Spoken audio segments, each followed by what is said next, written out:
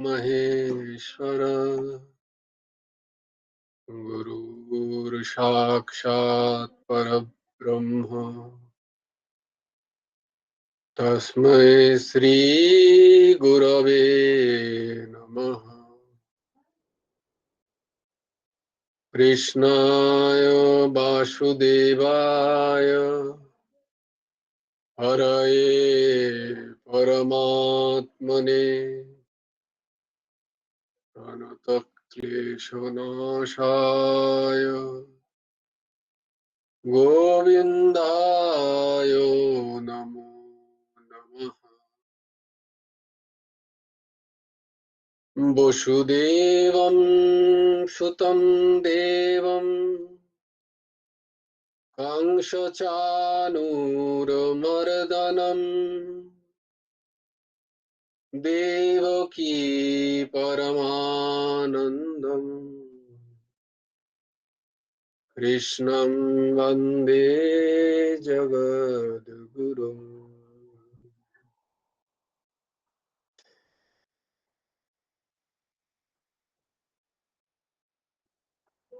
নবকুমার চতুষ্পাঠীর আরেকটি অধ্যায়ে তোমাদের খুব খুব স্বাগত।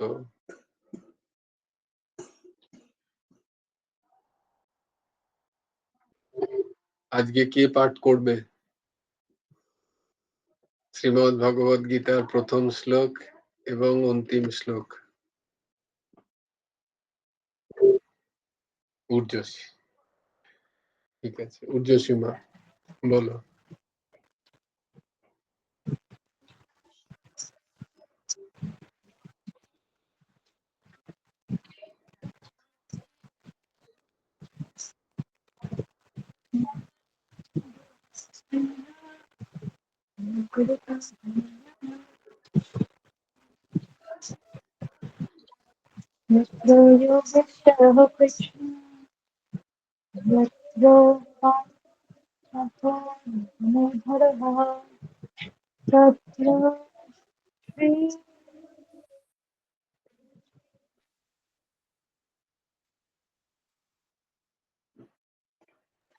বাহ, খুব সুন্দর, খুব সুন্দর, অপূর্ব অপূর্ব।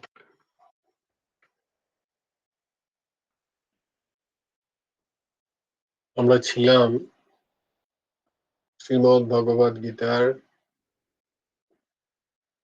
তৃতীয় অধ্যায় কর্মযোগ।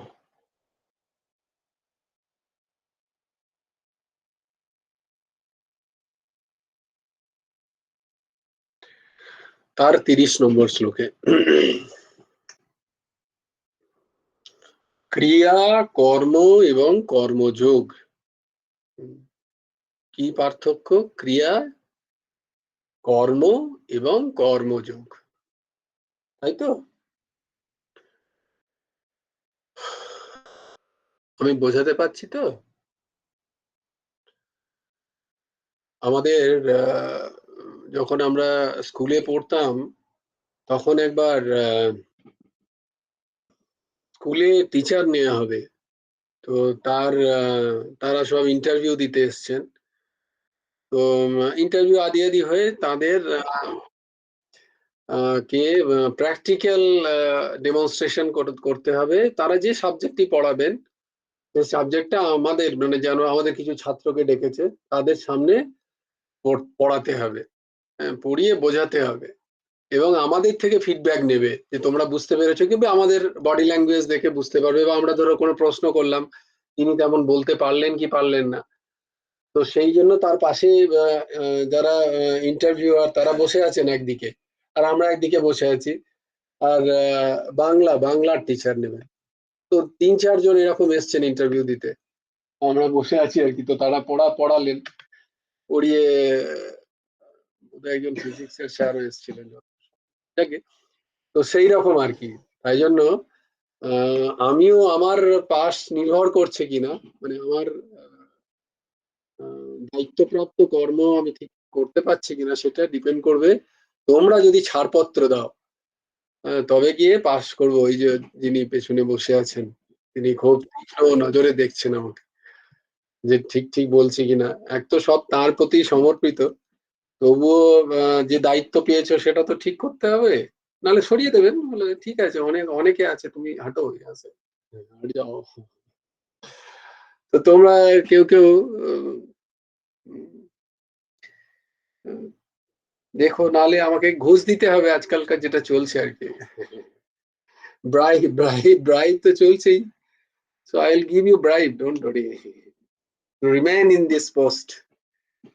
কুর্সি কা মোহ খুব দারুণ জিনিস। চেয়ার যে পায় একবার,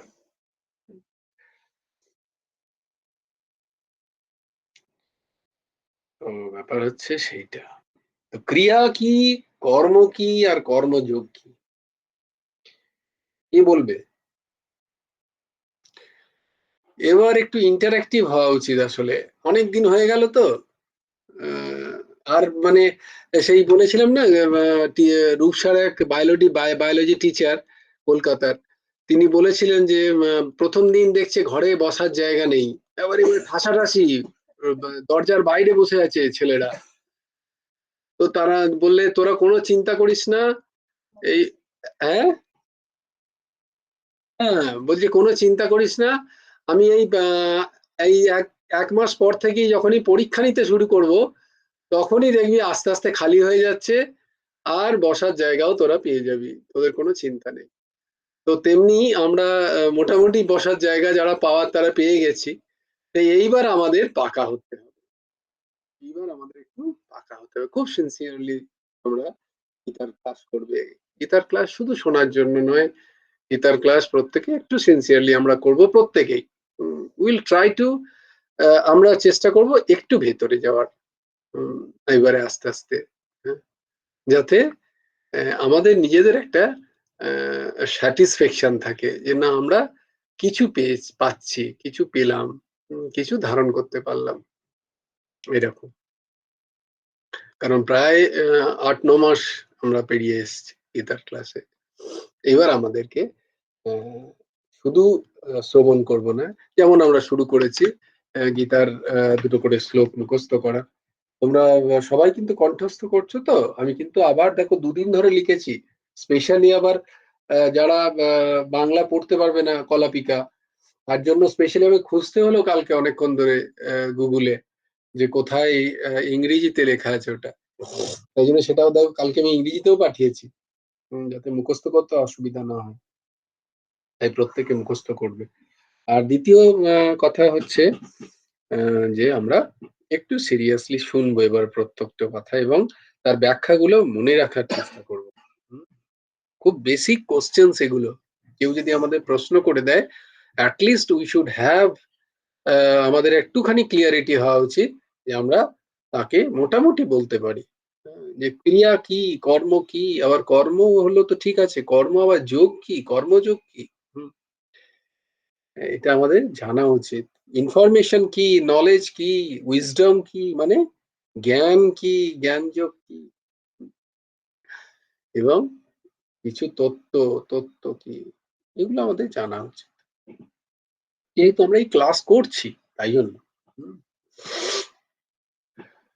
তো সেদিন অর্ঘ্য একটি প্রশ্ন করেছিল, প্রশ্নটা স্বাভাবিকভাবে আমারও ছিল।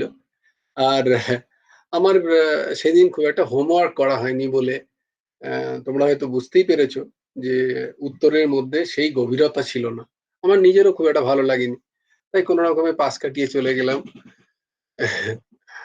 অর্ঘ্য নিশ্চয়ই স্যাটিসফাই হয়নি, এখন কি বলবে, যে মামাকে ছোট করব, ঠিক বুঝতে পারলাম না, আবার বলবো, তার থেকে চুপ হয়ে যাওয়াই ভালো, আমি বুঝতে পেরেছি, কারণ আমি নিজেই বুঝতে পারিনি। ওই বিগত জড়, বিগত জড় বললো না, যে বিগত জড় মানেটা কি, আমাকে একটু বুঝিয়ে দাও। এই বিগত জড় নিয়ে একটু রিসার্চ করলাম। আমাদের 30 নম্বর শ্লোকটা কি ছিল?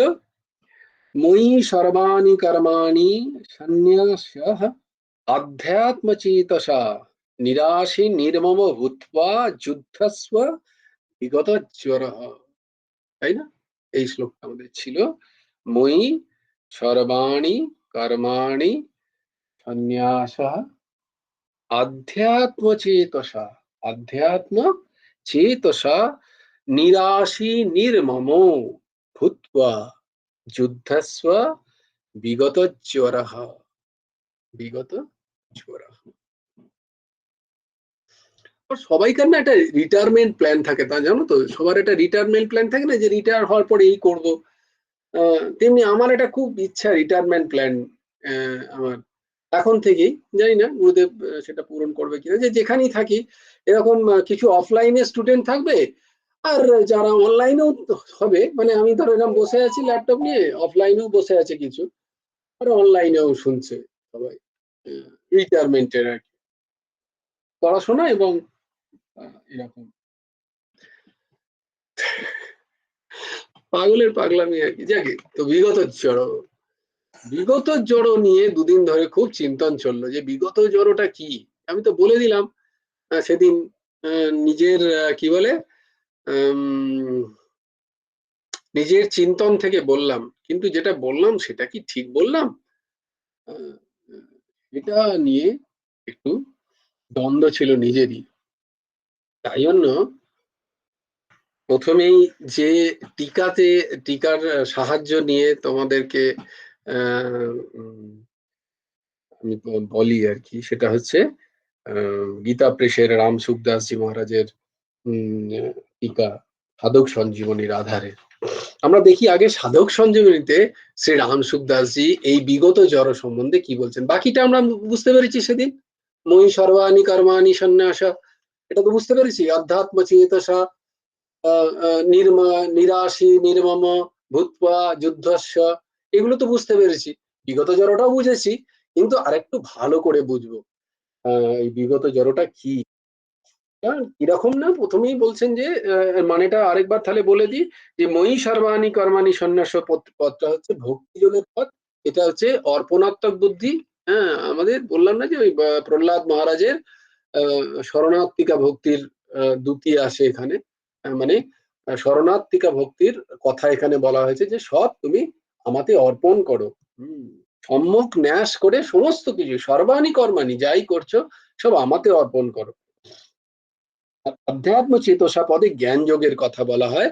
জ্ঞান যোগ মানে পূর্ণ অন্তরের যে বিবেক, সেই জ্ঞান দ্বারা আধ্যাত্ম, হ্যাঁ, আধি আত্মা, আধ্যাত্ম চেতসা, তোমার চিন্তা চেতন দিয়ে তুমি কিন্তু ভাববে। শুধু মেয়ার কেউ বলবে বা কেউ বলেছে বলে তাই নয়, তুমি নিজ বলে না হোশ ও হাবাস সে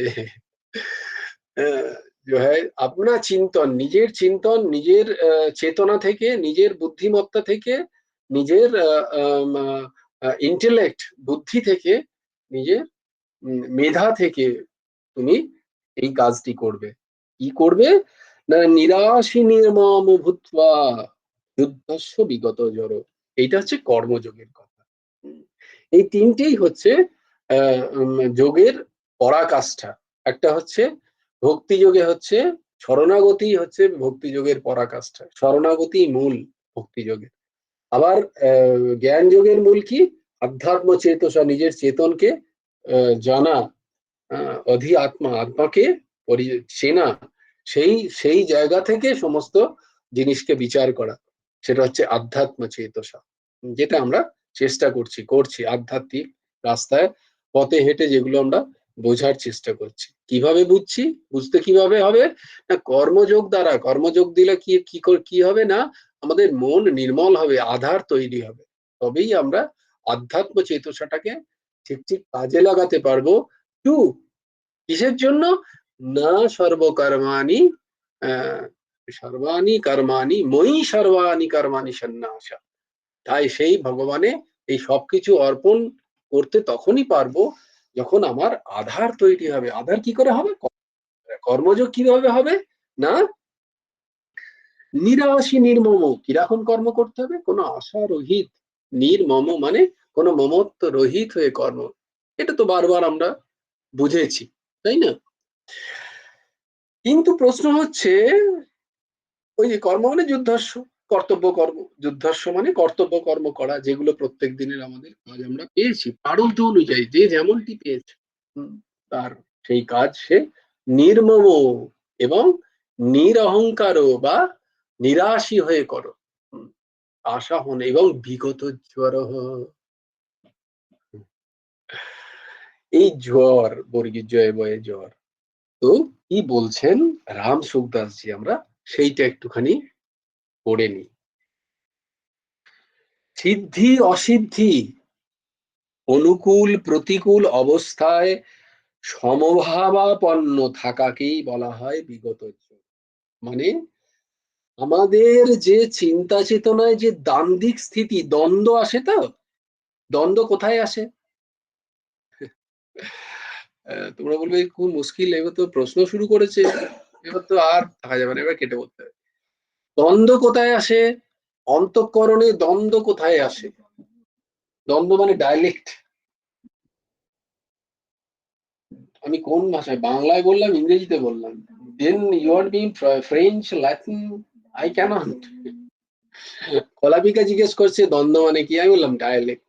ও আবার জিজ্ঞেস করছে মানেটা কি, আমি বললাম how can I say, I told in English, I told in Bengali. দ্বন্দ্ব মানে হচ্ছে, ডায়ালেক্ট মানে হচ্ছে আম, মানে শীত, মানে মানে ঠান্ডা, গরম, ডায়ালেক্টিক্যাল।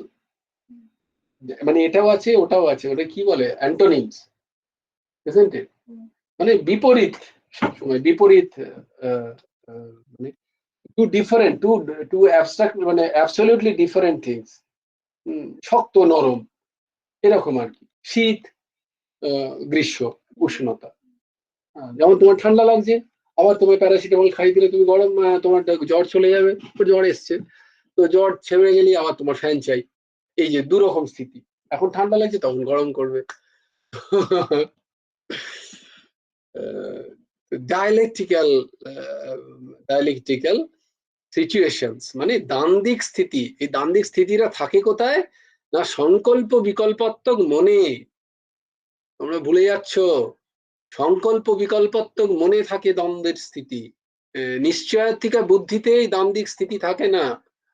অন্তঃকরণের 4টে বৃত্তি নিয়ে বলেছিলাম না আমরা, তার ডায়েরিতে লেখা আছে কটা অন্তঃকরণ। বলরাম তুলেছে হাত, গৌরাঙ্গ সুন্দর, আমাদের কন্যা কুসুম তুলে। বলরাম বল। मन बुद्धि चित्त अहंकार। वाह, मन बुद्धि चित्त अहंकार। तो मन बुद्धि और चित्त अहंकार में जो द्वंद्व, तो इसमें द्वंद्व कहाँ पे रहता है? वो है मन में। मन है কি হয় বলেছি, যে সংকল্প বিকল্পাত্মক। I am fixing something again, I am changing to somewhere. তো এই যে দ্বন্দ্ব, এই যে ডায়ালেক্টটা অনুভব করে কি মন। মন এইগুলোকে অনুভব করে। তো সিদ্ধি অসিদ্ধি, অনুকূল প্রতিকূল অবস্থায়, এই দুটো অবস্থা যে আসবে না তা নয়।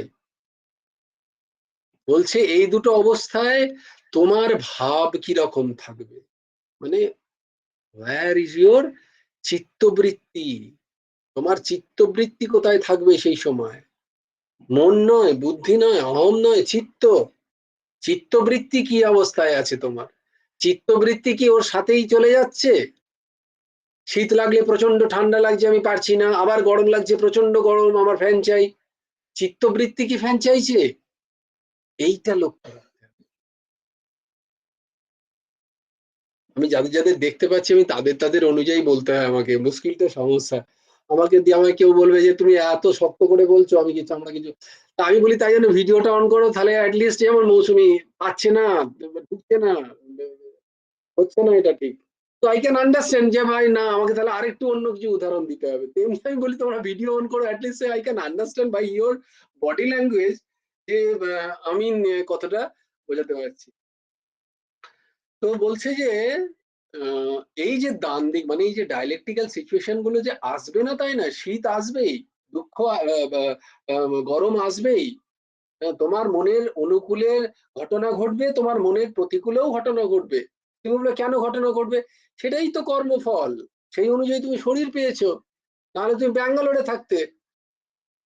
তুমি কেন দুর্গাপুরে থাকছো বা কেন আসানসোলে থাকছো? তুমি তাহলে ব্যাঙ্গালোরে থাকলে অলওয়েজ এখানে কোকিল ডাক, চির বসন্ত বিরাজমান।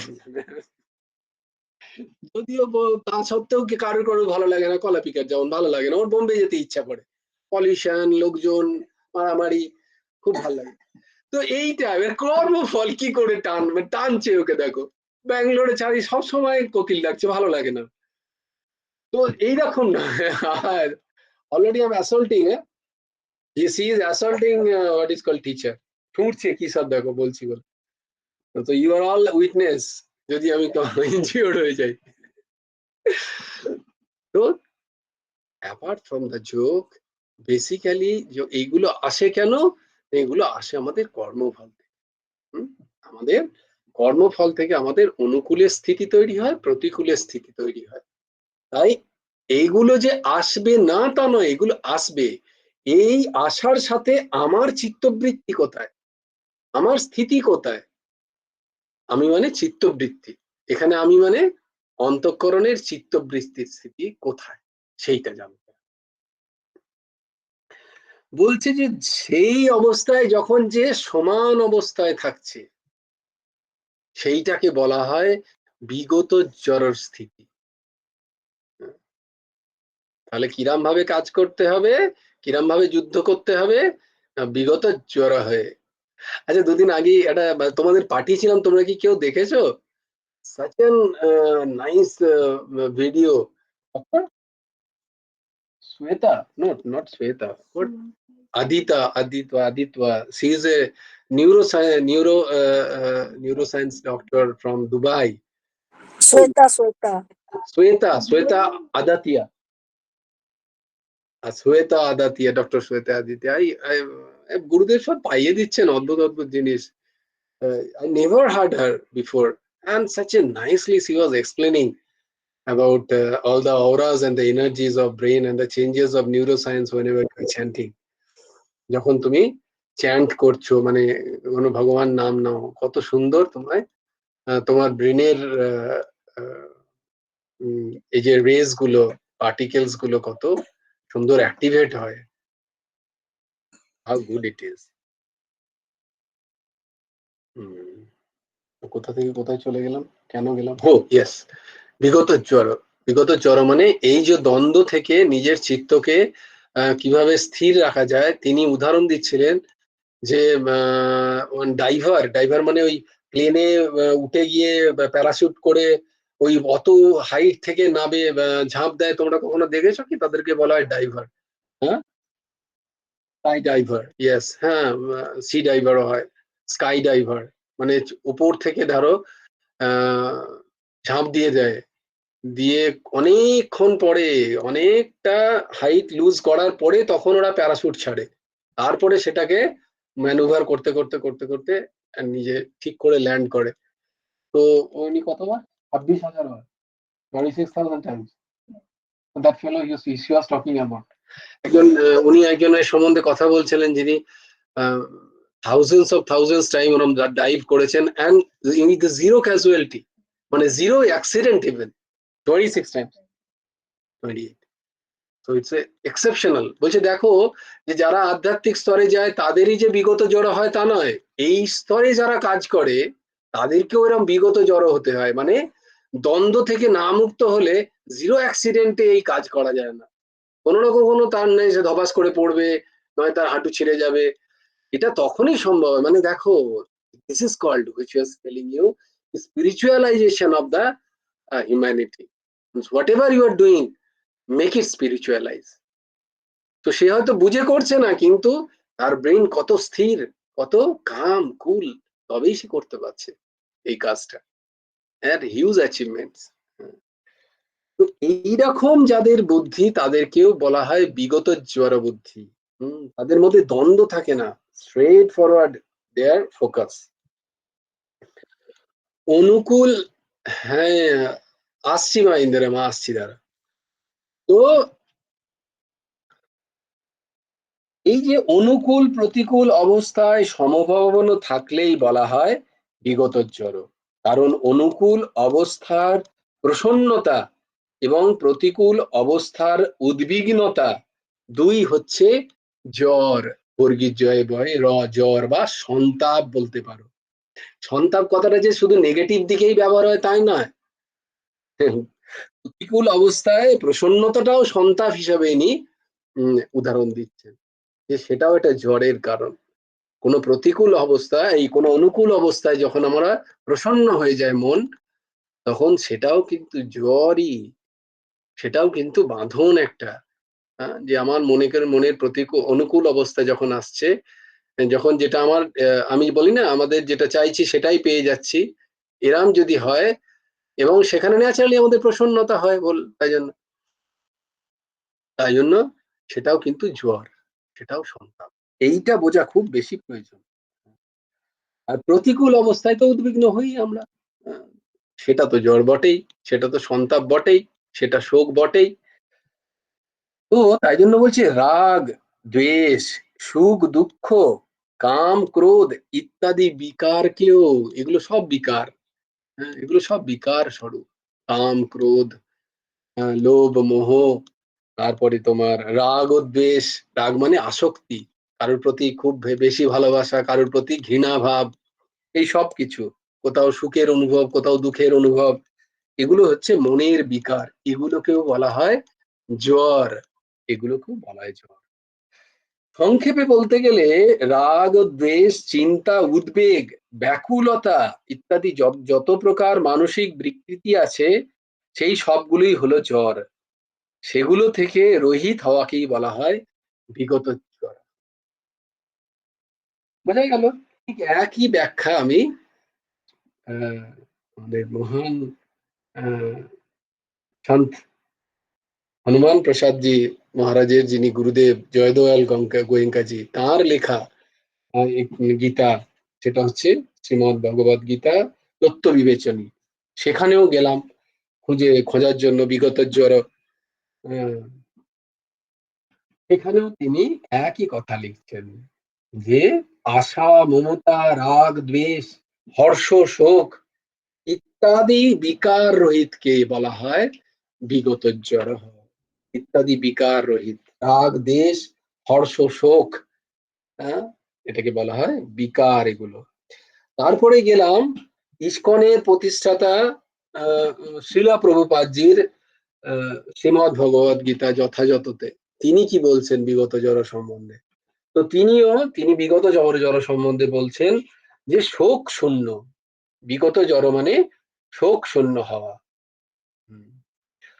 তো সেখানে তিনি ব্যাখ্যা ওরামই করছেন যে যে কখনো যখন তুমি নিঃসন্দেহের জন্য যখন তুমি কাজ করবে নির্মম হয় মানে কোনো কিছুর ওপরে তুমি তখন নিজের মালিকানাকে প্রতিষ্ঠা করবে না।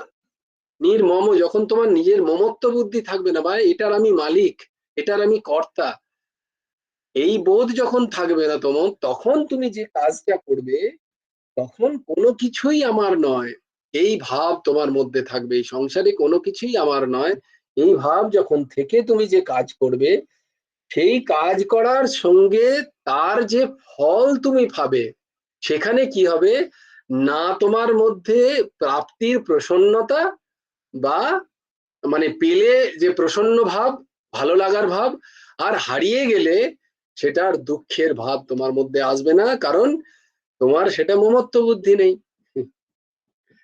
ধরো তোমাকে কেউ এসে বলল, তোমার সাথে সম্পর্ক নেই, পাশে রাস্তায় যাচ্ছ, কেউ এসে বলল দিদি দিদি, কে দিদি, কোন সা দিদি, বা দাদা দাদা, যেই হোক, হ্যাঁ, বলো বলো কি ব্যাপার, বলো আর বলবেন না, আমার 500 টাকা হারিয়ে গেছে।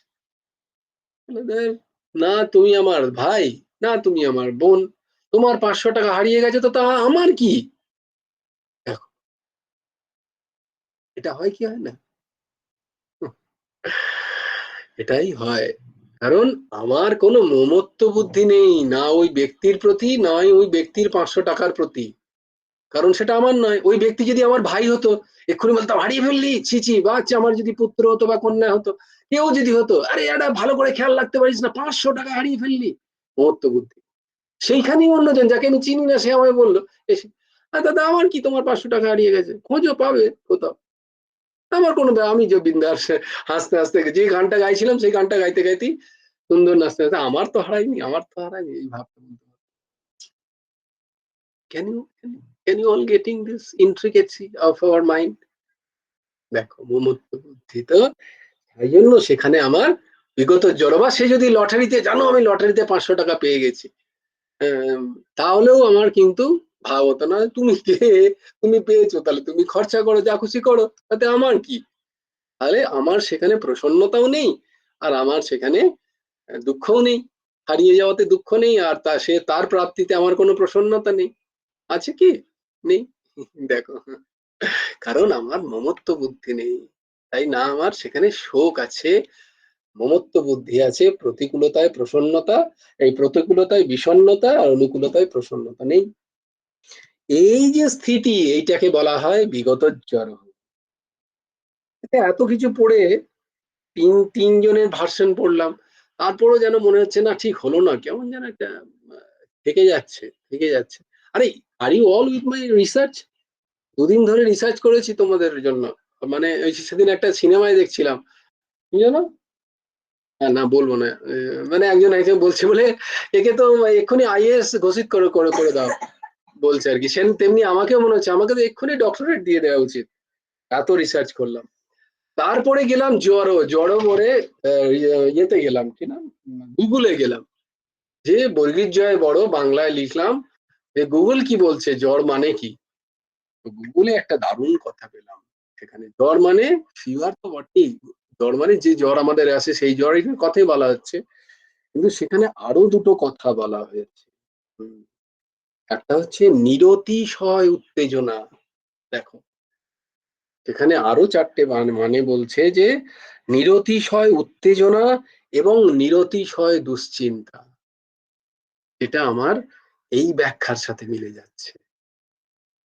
ফিভারটা তো মিলছেই, সেটা খুব গভীরে মিলছে, কিন্তু এই নিরতিশয় মানে অতিশয়, নিরতিশয় মানে কি জানো, অতিশয় আর নিরতিশয়ে পাওয়ার পার্থক্য আছে।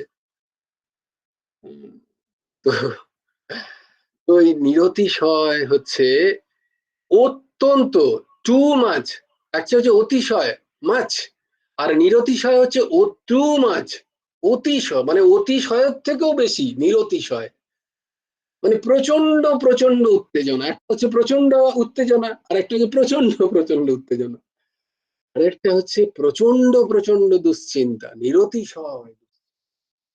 মানে আমাদের কোনো বিষয়ে অত্যন্ত অত্যন্ত দুশ্চিন্তা এবং কোনো বিষয়ে অত্যন্ত অত্যন্ত আনন্দ পাওয়া, হর্ষপ্রাপ্তি, উত্তেজনা প্রাপ্তি, এইগুলোকে বলা হচ্ছে জ্বর।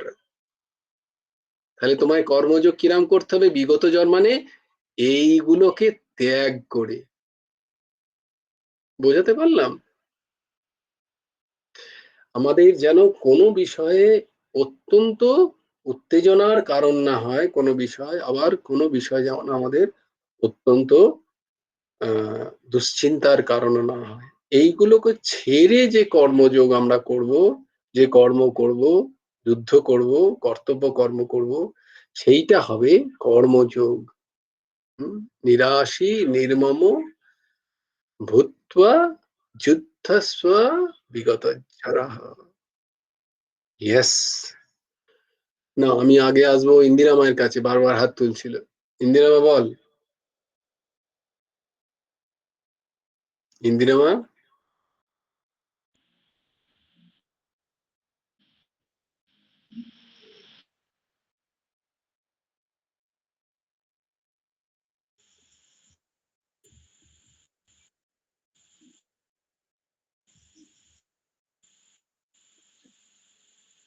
বলো।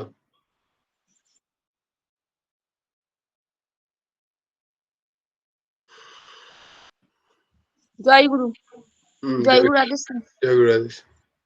হ্যাঁ, ওই কালকের ওইটা শুনলাম, ওই যেটা যে লিঙ্কটা পাঠানো হয়েছিল, ওটা খুব ভাল লাগছিল। আসল কথা, ইংলিশে তো খুব পাকাপোক্ত নয়, ওই জন্য সব ইংলিশ তো ভালো বুঝতে পারি না। কিন্তু মোটামুটি একটা মানে উনি যেভাবে ব্যাখ্যা করছিলেন হ্যাঁ, খুব ভালো লাগছিল ওটা সব। আমি আহ, একদিন ব্যাখ্যা করবো বাংলায়, ওটা আমি বলবো হ্যাঁ, একদিন। আমি নিজেই আগে হ্যাঁ, ভালো করে আমার খুব বুঝি, হ্যাঁ, আমি একদিন ওটা বাংলা আমার খুব খুব সুন্দর করে ভালো বলবো। লেগেছে। আচ্ছা, বেশ। ওটা আমার খুব, ওটা আমার খুব ভালো লেগেছে, আমি দুবার করে ওটা শুনেছি। আচ্ছা, খুব বেশ ভালো লেগেছে। বেশ হ্যাঁ, বেশ। হ্যাঁ, আমি অর্ঘ একদিন ওই অর্ঘ প্রশ্ন করো, কি বলছো বলো। হ্যাঁ, তুই কি কোনো প্রশ্ন করবি মা? না, প্রশ্ন করব না, না আমি আচ্ছা। বলছি আমি একটা বাংলায় একদিন বলবো ওই মালা জপ সম্বন্ধে, আমি আচ্ছা একটা ভিডিও করব। আচ্ছা আচ্ছা ঠিক আছে। হ্যাঁ, অর্ঘ্য বলো। জয় গুরু রাধেশ্যাম। হুম যেটা বললে আর কি, যে মানে কোনো বিশেষ খুশির খবর হলে খুব বেশি উত্তেজনা উচিত নয়, বা দুঃখের কোনো মানে কিছু হলে সেখানে অতিশয় চিন্তা করা উচিত নয়। হুম এই জিনিসটা মানে যখন আমি হসপিটালে যাচ্ছি দেখি অনেকে হয়তো মারা যাচ্ছে, নিয়ে যাচ্ছে, বা হসপিটালে অনেক পেশেন্টকে দেখি হুম কষ্ট পাচ্ছে, ইয়ে পাচ্ছে, তখন একটা মনে হচ্ছে যে না, ও তো সত্যি মানে এত কষ্ট পাচ্ছে, দেহের কি মূল্য আছে, এই আজকে এই দেহ ছিল আজ নাই, এরকম একটা মনে হয়। কিন্তু যখন হুম ঘটনাগুলো নিজের সাথে হচ্ছে হুম বা আশেপাশের জনের সাথে দেখতে পাচ্ছি, তখন হুম মানে জিনিসটা আরো মানে তখন মানে এই যে তখন যে ইয়েটা ছিল হুম সেটা করে উঠতে পারি না, বা নিজের সাথে হচ্ছে হয়তো নিজের একটু হাত পা হুম কেটে গেল, ছিঁড়ে গেল, হুম বা নিজের হুম শরীরে কিছু হলো। হুম হ্যাঁ, ওইটাই তো বললাম যে কেন হচ্ছে প্রথমেই, তাই জন্যই প্রথমেই ভগবান বলছেন নিরাশী নির্মম। কেন হচ্ছে না, তোমার মমত্ব বুদ্ধি আছে না।